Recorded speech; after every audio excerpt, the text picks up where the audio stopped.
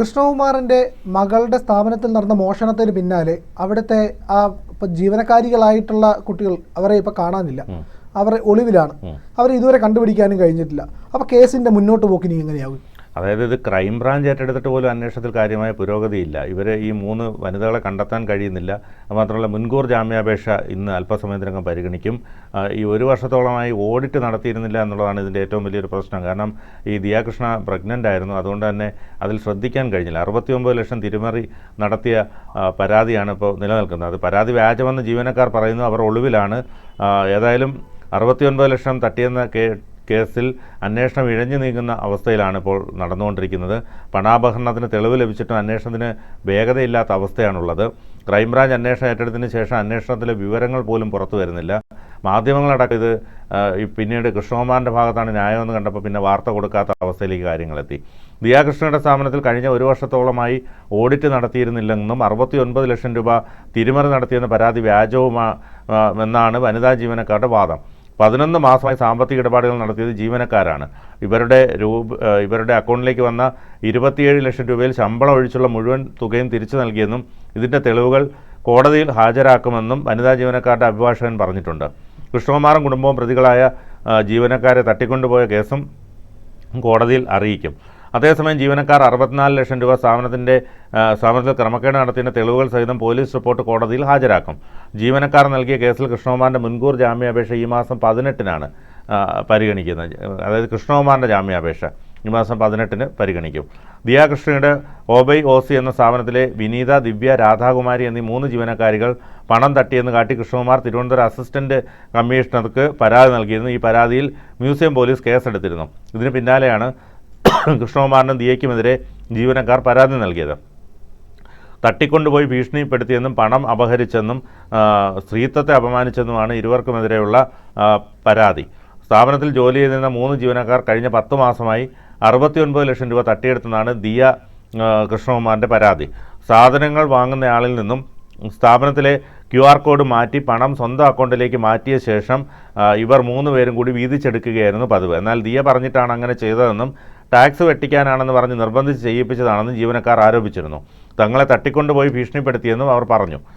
ഈ ആരോപണങ്ങളെല്ലാം നിഷേധിച്ചുകൊണ്ട് ജീവനക്കാർ കുറ്റമേൽക്കുന്നതിൻ്റെ തെളിവുകളൊക്കെ പുറത്തു വന്നിട്ടുണ്ട്. അത് കൃഷ്ണകുമാറും കുടുംബവും CCTV വഴി പുറത്തുവിട്ടിട്ടുണ്ട്. ജീവനക്കാർ സാമ്പത്തിക തട്ടിപ്പ് നടത്തിയായിട്ടാണ് പോലീസിൻ്റെയും നിഗമനം. യുവതികളുടെ ബാങ്ക് അക്കൗണ്ടിലെ ഇടപാടുകൾ സംബന്ധിച്ച വിവരങ്ങൾ പോലീസ് ശേഖരിച്ചിരുന്നു. ഇതിൻ്റെ അടിസ്ഥാനത്തിലാണ് സാമ്പത്തിക തട്ടിപ്പ് നടന്നതായുള്ള പ്രാഥമിക നിഗമനത്തിലേക്ക് പോലീസ് എത്തിയിരിക്കുന്നത്. സ്ഥാപന ഉടമ ദിയാകൃഷ്ണ, ജീവനക്കാരായ വിനീത, ദിവ്യ, രാധാകുമാരി എന്നിവരുടെ ബാങ്ക് അക്കൗണ്ട് വിവരങ്ങളാണ് പോലീസ് പരിശോധിച്ചത്.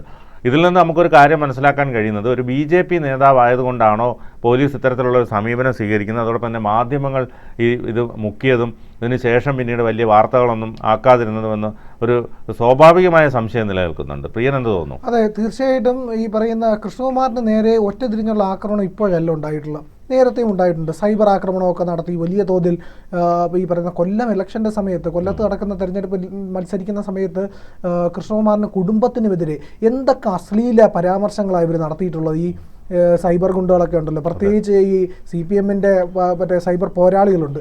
അവർ നടത്തുന്ന തെറിവിളിയുണ്ട്. അതായത് അച്ഛനും മകളും കൂടെ ഡാൻസ് ചെയ്തതിനെ പോലും ഈ പറയുന്ന ഇവിടുത്തെ അശ്ലീലവാദികളുണ്ടല്ലോ എന്തൊക്കെ രീതിയിലാണ് ചിത്രീകരിച്ചത്. അപ്പോൾ കൃഷ്ണകുമാർ ആയതുകൊണ്ട്, അവർക്ക് BJP-കാരനായതുകൊണ്ട് ഏത് രീതിയിലും അവരെ ആക്രമിക്കാം, ആ കുടുംബത്തെ ചീത്ത പറയാം, ഒറ്റപ്പെടുത്താം, ഇങ്ങനെ പല പദ്ധതികളും പല കോണിൽ നിന്ന് ഉയരുന്നുണ്ട്. പ്രത്യേകിച്ച് മൗദൂദി ചാനലുകളൊക്കെ ആണെങ്കിൽ പിന്നെ കൃഷ്ണകുമാറിനെ അങ്ങ് എടുത്തങ്ങ് ആഘോഷിക്കുകയായിരുന്നു. എന്നിട്ട് എന്തായി? ഇപ്പോൾ വാർത്തയുമില്ല, ഒന്നുമില്ല, ഒരു വക മിണ്ടുന്നുമില്ല. ഇവിടുത്തെ പ്രമുഖ മാധ്യമങ്ങളെല്ലാം ചെയ്തുകൊണ്ടിരിക്കുന്നത് ഇതാണ്. കൃഷ്ണകുമാറിനെ കുറ്റപ്പെടുത്താനുള്ള ഇത് നോക്കും. അതായത് ഇവിടെ ഈ വാർത്താ മാധ്യമങ്ങളിൽ ഈ മൗദൂദി സ്വാധീനം വലിയ രീതിയിൽ വരുന്നുണ്ട്. കാരണം ഒരു ഘട്ടം കഴിഞ്ഞപ്പോൾ ഏതാണ്ടൊരു 10-15 വർഷം മുമ്പ് തന്നെ ഈ പറയുന്ന മാധ്യമ മേഖലകളിലേക്ക് മൗദൂദികൾ നുഴഞ്ഞു കയറാൻ തുടങ്ങിയിരുന്നു വലിയ തോതിൽ. അവർ കടന്നു കയറിയിട്ട് അവർ വലിയ ശമ്പളമൊന്നും വേണ്ട, അവർ ഏത് സ്ഥാപനത്തിൽ പോയി വർക്ക് ചെയ്യും, എന്നിട്ട് അവരുടെ അജണ്ട നടപ്പിലാക്കും. ആ അജണ്ട നടപ്പിലാക്കുന്നതിൻ്റെ ഭാഗമായിട്ടാണ് കൃഷ്ണകുമാറിനെതിരായ വാർത്തകൾ കൊടുത്തതും BJP-കാരനായതുകൊണ്ട് ആക്രമിച്ചതും എല്ലാം തന്നെ. കൊല്ലം തെരഞ്ഞെടുപ്പിൽ പക്ഷേ അവർക്ക് തെറ്റിപ്പോയി. കൊല്ലത്ത് വെച്ചിട്ട് ആ കോളേജിലേക്ക് വോട്ട് ചോദിച്ചു ചെന്നപ്പോഴത്തേക്കും അവിടെ പിള്ളേർ SFIയുടെ ഗുണ്ടകൾ ആക്രമിക്കാനായിട്ട് ചെന്നു, കൃഷ്ണകുമാറിനെ ആക്രമിക്കാൻ ചെന്നു. അങ്ങനെ SFI ABVP അവിടെ ഒരു ചെറിയൊരു ക്ലാഷ് ഉണ്ടായി. അത് കഴിഞ്ഞിട്ട് കൃഷ്ണകുമാർ ഒരു പ്രസംഗം നടത്തി. ബിന്നിന് അത് ഓർമ്മ ഓർമ്മയുണ്ട്, അതെ. അതായത് നിങ്ങളൊക്കെ തമ്മിലടിച്ചോ, രാവിലെ ഞങ്ങൾ നേതാക്കളെല്ലാം ഒരുമിച്ചിരുന്ന് ചായ കുടിച്ചിട്ടാണ് വന്നത്, നിങ്ങളെ തല്ലുകൂടി ജീവിതം നശിപ്പിക്കരുത്, കണ്ണിനൊക്കെ പരിക്കേറ്റുന്നു കൃഷ്ണകുമാർ. അതൊന്ന് കണ്ണിനൊക്കെ പരിക്കേറ്റു. അപ്പൊ കൃഷ്ണകുമാർ പറഞ്ഞിട്ടുണ്ട്, നിങ്ങൾ ഈ പറയുന്ന മണ്ടത്തരം കാണിക്കരുത്, കുട്ടികൾ തമ്മിലടിച്ച് നിങ്ങളെ ജീവിതം കളയരുത്, ഞങ്ങൾ നേതാക്കന്മാരെല്ലാം ഒന്നിച്ചിരുന്ന് ചായ കുടിക്കുകയും വലിയ സുഹൃത്തുക്കളായിരിക്കുകയും ചെയ്യണം, നിങ്ങൾ മണ്ടത്തരങ്ങൾ കാണിക്കരുത് എന്ന് കൃഷ്ണകുമാർ പറയുകയും ചെയ്തിരുന്നു. അപ്പോൾ ഈ പറയുന്ന ബോധത്തിൽ കാര്യങ്ങളെ മനസ്സിലാക്കാൻ കഴിയാത്തത് കൊണ്ടാണ് പല മാധ്യമങ്ങൾക്കും കൃഷ്ണകുമാറിനെ തിരിച്ചറിയാൻ കഴിയാതെ പോയത്. എന്നിട്ട് ഈ വാർത്ത കൊടുക്കുന്നത് ഏറ്റവും തെറ്റായ രീതിയിലും, അതോടുകൂടി തന്നെ പലരുടെയും കള്ളി വെളിച്ചത്താവുകയാണ് ചെയ്യുന്നത്. ഈ കള്ളിയെല്ലാം വെളിച്ചത്താവുമ്പോഴത്തേക്കും പിന്നെ ഇവരെന്ത് പറയാനാണ്? ഇവർക്ക് ഈ പറയുന്ന ഏതെങ്കിലും തരത്തിൽ ന്യായീകരിച്ച് നിൽക്കാൻ കഴിയുമോ? ഇവിടെ ഈ കൃഷ്ണകുമാറിൻ്റെ കുടുംബം നടത്തിയിരുന്ന ഈ പറയുന്ന സ്ഥാപനത്തിൽ നിന്ന് ധനം അപഹരിച്ചു, അവരുടെ പ്രാഥമികമായിട്ടുള്ള തെളിവുകൾ അത് ഇവരാദ്യം തന്നെ പുറത്തുവിട്ടില്ലേ? അവർ പറയുന്നത്, ചേച്ചി ഞങ്ങൾ പൈസ തിരിച്ചുകൊണ്ട് തരാം, അബദ്ധം പറ്റിയതാണെന്ന് പറയുന്നതും, പിന്നെ രണ്ടാമത് അവരുടെ ബാങ്ക് ഡീറ്റെയിൽസ് പരിശോധിച്ചാൽ മതി എല്ലാം വെളിയിൽ വരുമെന്നും കൃഷ്ണകുമാർ വ്യക്തമായിട്ട് പറഞ്ഞിട്ടുണ്ട്. എന്നിട്ട് അത് ഏതെങ്കിലും മാധ്യമം അതിൻ്റെ പുറകെ പോയോ? അത് അന്വേഷിച്ചോ? ഒന്നും ചെയ്തില്ലല്ലോ. എന്നിട്ട് ഇപ്പോൾ ഇതിനെപ്പറ്റി വാർത്തയുമില്ല, ഒരു കാര്യവുമില്ല. അവർ ഒളിവിൽ പോയത് പോലും മാധ്യമങ്ങൾ പ്രശ്നമല്ല എന്നുള്ള അവസ്ഥയിലാണ് പോയിരിക്കുന്നത്. അതെ, അതായത് ഈ പറഞ്ഞതുപോലെ ഈ പോലീസാണെങ്കിലും സർക്കാർ സംവിധാനങ്ങളാണെങ്കിലും മാധ്യമങ്ങളാണെങ്കിലും ഒരു പക്ഷം പിടിക്കുന്നതാണ് കേരളീയ പൊതുസമൂഹം ഇപ്പോൾ വിലയിരുത്തിക്കൊണ്ടിരിക്കുന്നത്. കാരണം ഇത്തരത്തിൽ ഇത് കൃഷ്ണകുമാറിൻ്റെ കുടുംബത്തിന് പകരം മറ്റൊരു കുടുംബത്തിലായിരുന്നു ഇത് സംഭവിച്ചിരുന്നതെങ്കിൽ, അല്ലെങ്കിൽ ഈ പറഞ്ഞതുപോലെ ഒരു CPM-കാരൻ്റെ കുടുംബത്തിലായിരുന്നു ഇത് സംഭവിച്ചിരുന്നെങ്കിൽ ഇത് എന്തുമാത്രം വലിയ വാർത്തയായേനെ, ഇതിൻ്റെ ഫോളോ അപ്പുകൾ നടന്നേനെ. ജീവനക്കാർ താണ്ട പിടിയിലായി, തമിഴ്നാട്ടിലുണ്ട്, മദ്രാസിലുണ്ട്, അവിടെയുണ്ട്, ഇവിടെയുണ്ട് എന്നൊക്കെ പറഞ്ഞ് എന്തുമാത്രം വാർത്തകൾ വന്നേനെ, അല്ലെങ്കിൽ ഇവരെ പിടിയിലായേനെ. പക്ഷേ ഇതിപ്പം ഒരു അന്വേഷണവും ഇല്ല, യാതൊന്നുമില്ല, ഒരനക്കവും ഇല്ല. പിന്നെ കൃഷ്ണകുമാർ എനിക്ക് അത്ഭുതമല്ലേ, ക്രൈംബ്രാഞ്ച് ഏറ്റെടുത്തിട്ട് എന്തുകൊണ്ടാണ് ക്രൈംബ്രാഞ്ചിന് വലിയ കൊലപാതകം നടത്തിയവരെ, തട്ടിപ്പ് നടത്തിയവരെയൊക്കെ പലയിടത്തും പോയി പിടിക്കാറുണ്ടല്ലോ.